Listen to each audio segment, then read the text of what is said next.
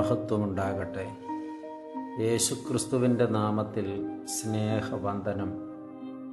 പ്രിയ ദൈവമക്കളെ, കർത്താവിൻ്റെ ജനത്തിന്മേൽ കർത്തൃത്വം നടത്തുവാൻ വേർതിരിക്കപ്പെടേണ്ടവരുടെ യോഗ്യതകളെക്കുറിച്ച് വിശുദ്ധ ഗ്രന്ഥം പുറപ്പാട് പുസ്തകത്തിലൂടെ ചില ബോധ്യങ്ങൾ നമുക്ക് നൽകുന്നുണ്ട്.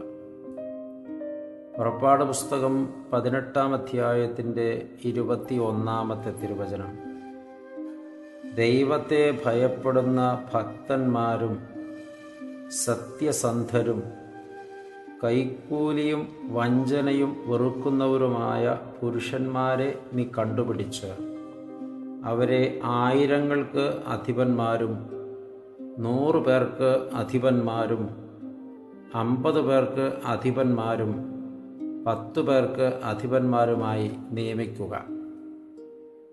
600,000 വരുന്ന ഇസ്രയേൽ ജനസഞ്ചയത്തിൻ്റെ മുഴുവൻ ചുമതലയും മോശ ഏകനായി വഹിക്കുന്നത് കണ്ടിട്ട് അവൻ്റെ അമ്മായപ്പനും മിദ്യാനിലെ പുരോഹിതനുമായിരുന്ന യിത്രോ മോശയ്ക്ക് കൊടുക്കുന്ന ഒരു ഉപദേശമാണത്. നീ തനിയെ ഈ ഭാരങ്ങൾ വഹിക്കേണ്ടതില്ല, അത് പകുത്തു നൽകുക. പകുത്തു നൽകുമ്പോൾ നീ ശ്രദ്ധിക്കേണ്ട കാര്യം, അതിനുവേണ്ടി തിരഞ്ഞെടുക്കുന്ന വ്യക്തികൾ യോഗ്യരായിരിക്കണം. അവർ ദൈവത്തെ ഭയപ്പെടുന്ന ഭക്തന്മാരായിരിക്കണം. ദൈവത്തെ ഭയപ്പെടാത്ത അഭക്തന്മാർക്ക് നീതിയോടെ ന്യായപാലനം ചെയ്ത് ജനത്തിന്മേൽ ഇടയത്വ ശുശ്രൂഷ നടത്താൻ കഴിയില്ല. അവർ സത്യസന്ധരായിരിക്കണം.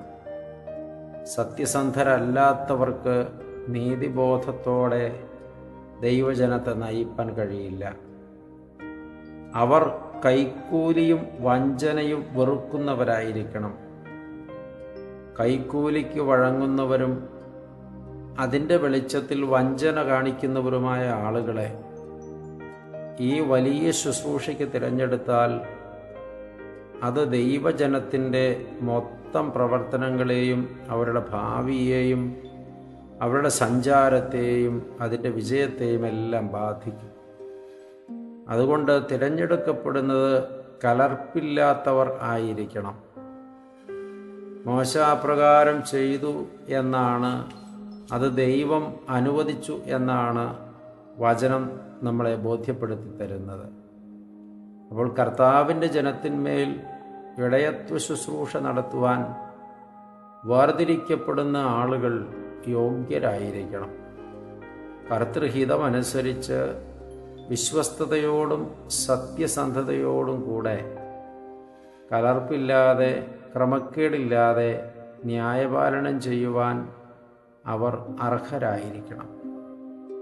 അപ്രകാരമുള്ള കർത്തൃശുശ്രൂഷകരെയാണ് ദൈവം അന്വേഷിക്കുന്നതും ആവശ്യപ്പെടുന്നതും. നമുക്ക് അങ്ങനെയുള്ള ഇടയന്മാരുണ്ടാകാൻ വേണ്ടി ആഗ്രഹിച്ച് പ്രാർത്ഥിക്കാം.